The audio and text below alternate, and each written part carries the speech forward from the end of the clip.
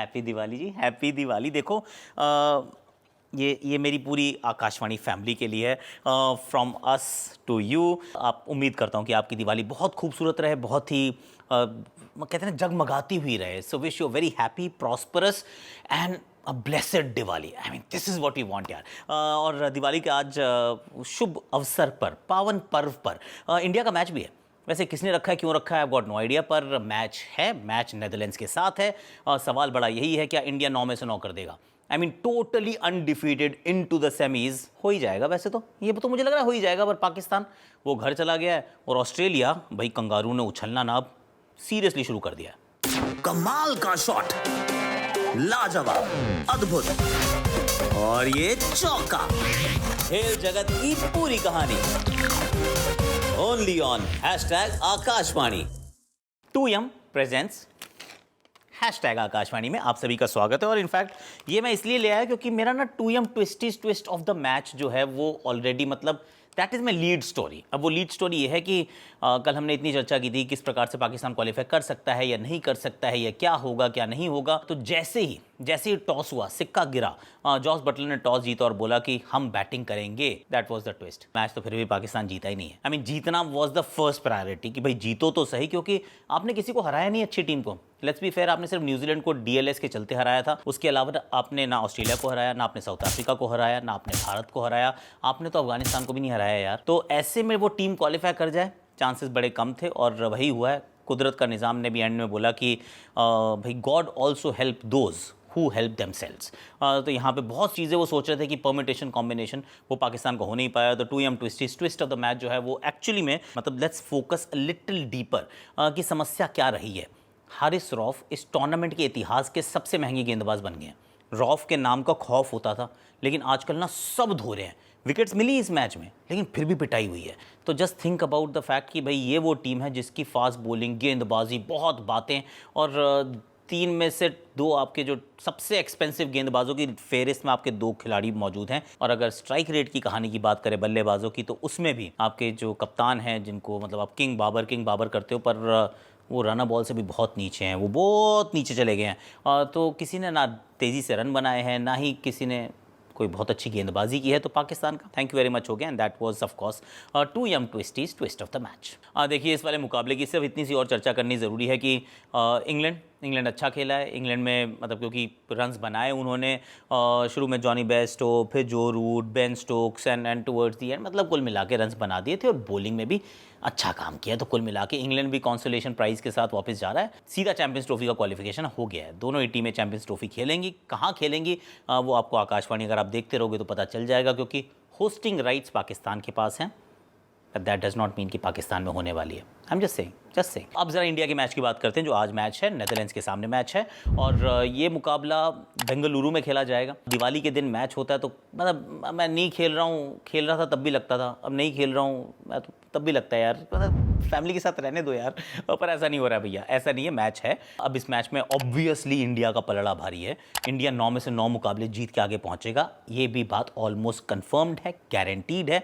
सवाल सिर्फ एक है, जैसे ऑस्ट्रेलिया कल खेल रही थी, तो ऑस्ट्रेलिया ने क्या किया? ऑस्ट्रेलिया ने मैक्सवेल को रेस्ट करा दिया, स्टार्क को रेस्ट करा दिया। आप कोशिश करते हो चल यार, जो मुझे थोड़ा सा लग रहा है कि रेस्ट की ज़रूरत है, उनको रेस्ट करा देते हो। भारत का एक्चुअली पिछले 1 हफ्ते से मैच ही नहीं हुआ है। जब 1 हफ्ते से मैच नहीं होता है तो फिर आप कहते हो यार क्या रेस्ट की आवश्यकता है? क्या बुमराह, शामी, सिराज में से किसी को ब्रेक की आवश्यकता है? क्या मैं प्रसिद्ध कृष्णा को यहाँ खिला सकता हूँ? देखिए प्रसिद्ध कृष्णा ने बॉलिंग बहुत की है, नेट्स में डाल रहे हैं, he is putting in the hours, लेकिन मुझे लग नहीं रहा, जो मैंने द्रविड़ की प्रेस कॉन्फ्रेंस सुनी उसमें लगा कि भाई अगर कोई रेस्ट मांग नहीं रहा, किसी को निगल नहीं है, कोई परेशानी नहीं है, तो क्या ज़रूरत है कुछ भी बदलाव की? तो मुझे एक्चुअली लग रहा है कि कोई बदलाव नहीं होगा। सेम टीम भारत खेलेगी और बड़े रूथलेस अंदाज में खेलेगी। बेंगलुरु के मैदान पे रन्स बहुत सारे बनते हैं। रोहित शर्मा का शतक आ रहा है, मुझे लग रहा है रोहित शर्मा का शतक आ रहा है, क्योंकि अभी तक ना वो टीम के लिए तो वो 40, 45, 80 जिस भी तरीके से खेल रहे हैं वो सबका काम आसान करके जा रहे हैं। लेकिन बेंगलुरु में अगर ये खेल गए ना 4-5 ओवर शुरुआत में, तो भाई ये 100 मारेगा और लंबा 100 मारेगा। इस मैदान पे ऑलरेडी एक दोहरा शतक जड़ चुका है बंदा। रोहित शर्मा मुझे लगता है थोड़ा सा यहाँ पे अगर थोड़ा सा लालची हो जाए कि ठीक है यार, मतलब बहुत ही 200 के स्ट्राइक रेट से नहीं भी चलना तो भी काम चल जाएगा। हाँ, तो अब big century is coming. Shubman Gill runs बनने अब शुरू हो चुके हैं, तो कोई वहाँ पे भी इशू नहीं है। विराट कोहली रन्स बना ही रहे हैं, वैसे टीम में कोई इशू है ही नहीं। ऑनेस्टली स्पीकिंग, इंडिया के बारे में ना और बात करने के लिए भी नहीं बचा कि भाई यहाँ इंप्रूव कर लो, वहाँ इंप्रूव कर लो, कुछ अच्छा कर लो। इंडिया का ही इतना अच्छा रहा है, आप सिर्फ ऐसे ही चलते रहो, more of the same. So beautiful, so elegant, just looking like a wow, ऐसे करते रहो। और Netherlands on the other hand वो कोशिश करेंगे, they have always punched above their weight. उन्होंने दबाव डाला है, अच्छी टीमों पे भी डाला है, साउथ अफ्रीका को भी हराया। टीम अच्छी है, चाहे फिर बल्लेबाजी में मुझे लगता है थोड़ा सा फंस जाएंगे, गेंदबाजी भी बेंगलोर में तो कहाँ ही उतनी चल पाएगी। कुल मिला के इंडिया का पलड़ा भारी है। मैं कह रहा हूँ इंडिया मुकाबला जीतने वाला है। आप मुझसे लिखित में ले सकते हो, ले लो। दिवाली गिफ्ट जो है वो भारतीय टीम पूरे भारत को देगी, जीत का तोहफा। 9 में से 9 जीते, वेल डन। अब ज़रा एक आपको कहानी बताता हूँ जहाँ पे इंडिया के जीतने के चांसेस कम थे। That was 1983, 17 for 5। That was Kapil पाजी की पारी यार, वो वाली हिज स्टोरी आपको दिखाता हूँ अभी ज़रा। जब कामयाबी की बड़ी कहानी लिखनी हो तो इरादे और प्रयास भी बड़े ही करने पड़ते हैं। 1983 विश्व कप की जीत और कपिल देव के 175, भला किसको याद नहीं है, लेकिन परिणाम के पीछे प्रयास की कहानी जानना ज्यादा जरूरी है। वर्ल्ड कप शुरू होने से पहले किसी को नहीं लग रहा था कि भारत यहाँ से चैंपियन बनकर जाएगा। एक आदमी था जिसको पूरा भरोसा था, और वो थे भारत के कप्तान कपिल देव। उन्होंने तो वर्ल्ड कप शुरू होने से पहले प्रेस कॉन्फ्रेंस में भी कह दिया था, we will win the cup, what else we are here for. विश्व कप जब शुरू हुआ तो भारत को भिड़ना था पिछले 2 बार के चैंपियन वेस्ट इंडीज से। भारत ने पहले ही मैच में वेस्ट इंडीज को 34 रन से हराया और अगले मैच में जिम्बाब्वे को 5 विकेट से धूल भी चटाई। तो कप्तान के दावे पर थोड़ा यकीन भी होने लगा था। लेकिन तीसरे मैच में मजबूत ऑस्ट्रेलिया ने 162 रन से भारत को मात दे दी। हार का सिलसिला यही नहीं थमा। पहले मैच में हार से बौखलाए वेस्ट इंडीज भारत की टीम पर टूट पड़े और भारत को 66 रन से हरा भी दिया। अब भारत 4 मैच में 2 जीत और 2 हार के साथ लगभग बीच में खड़ी थी। यहाँ से आगे बढ़ने के लिए जिम्बाब्वे को हराना बेहद जरूरी था। जिम्बाब्वे के खिलाफ भारत पहले बैटिंग करने उतरा, लेकिन ये क्या, तू चल मैं आया। भारत के पहले 5 विकेट ऐसे गिरे जैसे तेज हवा में रेत का महल। आप अंदाजा लगा सकते हैं कि ओपनर्स को मैदान में भेजकर नहाने गए कपिल देव नहा भी नहीं पाए थे कि सैयद किरमानी बाहर से दरवाजा खटखटाते पहुंच गए। कपिल बाहर आजा, तेरी बैटिंग आ गई। कपिल बाहर आए तो स्कोर 17 रन पर 5 विकेट। लेकिन ये परिस्थिति बनी ही शायद इसलिए थी क्योंकि आज कपिल डे सेलिब्रेट होना था। कप्तान कपिल ने मैदान में आते ही बॉलर्स की रिमांड लेनी शुरू की। जब पारी के 60 ओवर समाप्त हुए तो भारत ने बनाए 266 रन।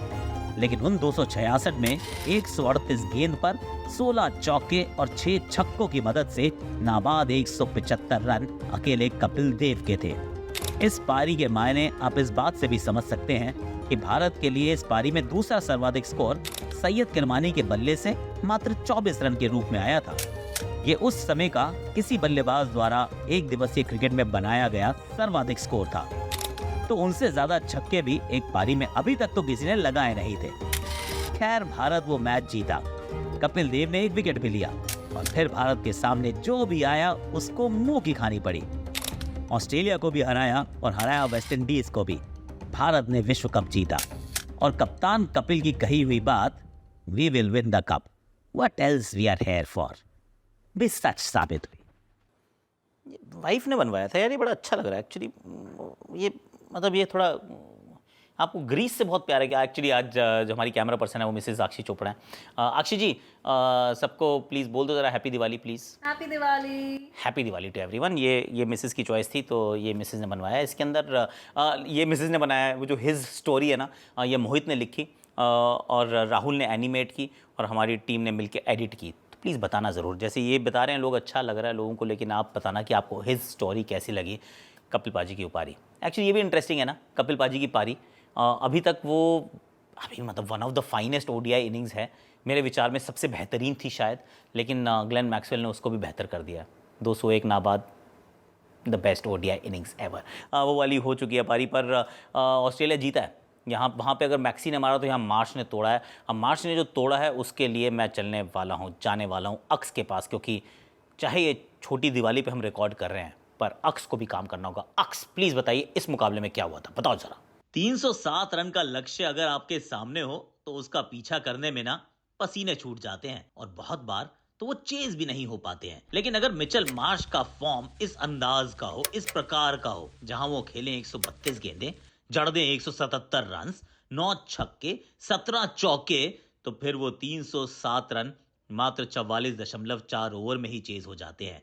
8 विकेट से इस मुकाबले को ऑस्ट्रेलिया ने जीत लिया है। डेविड वार्नर 61 गेंदे 53 रन और स्टीव स्मिथ का फॉर्म जिसके ऊपर थोड़ा सवालिया निशान जरूर था, अब तो वो भी वापस आ चुका है। अब आप 100% गारंटी के साथ कह सकते हैं कि 5 टाइम्स की विश्व विजेता Australia is back for good. शुरुआती 2 मुकाबले हारने के बाद एक भी मुकाबला हारे नहीं है। टॉस जीता, गेंदबाजी का फैसला किया।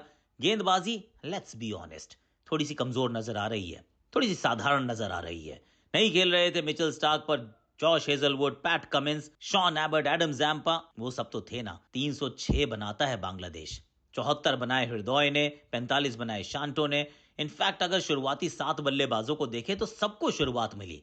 36, 36, 45, 74, 32, 21, 29, इसमें से एक भी अगर बहुत बड़ी पारी हो जाती तो ये 350 का लक्ष्य होता। ऑस्ट्रेलिया उसको भी आसानी से शायद चेज कर लेता। ऑस्ट्रेलिया लगातार 7 जीता है और बांग्लादेश का टूर्नामेंट एक बहुत ही साधारण अंदाज में हुआ है समाप्त।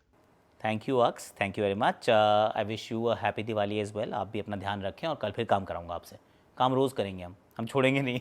आज के लिए वैसे मेरे पास इतना ही है। आप सबको एक बार फिर पूरी आकाशवाणी फैमिली की तरफ से, जियो सिनेमा, वाईकॉम 18, खेल 18, सब की तरफ से आपको बहुत बहुत दिवाली की शुभकामनाएं। अपने दोस्त यार परिवार सबके साथ रहिए, खूब सारी सेलिब्रेशन कीजिए और मिठाइयाँ खाओ, लाइटें लगाओ और बहुत मस्ती करो, क्योंकि मेरा तो ना मेरे परिवार का ये सबसे फेवरेट त्यौहार है। बड़ा मज़ा आता है अपने को। तो अब मैं चलता हूँ, कल फिर यहीं पे मिलता हूँ।